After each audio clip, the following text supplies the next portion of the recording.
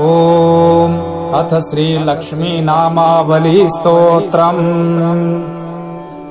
ब्राह्मी नारायणी श्रीशाक्षरी मुक्ता नितारमा, ब्रह्मप्रिया च कमला हरिप्रिया च माणिकी, राधा लक्ष्मीः परा विद्या रमा श्रीः च नारायणी, विद्या सरस्वती माता वैष्णवी पद्मिनी सती, पद्मा च पद्मजा चाब्धि पुत्री रंभा च राधिका, भूर्लीला सुखदा लक्ष्मी हरिणी माधवीश्वरी, गौरी काष्णी कृष्ण नारायणी स्वाहा स्वधारती, सम्पत् समृद्धिर्वासुदेवी विरजा च हिरण्मयी, भार्गवी शिवरागी श्रीराम श्रीकान्त वल्लभा,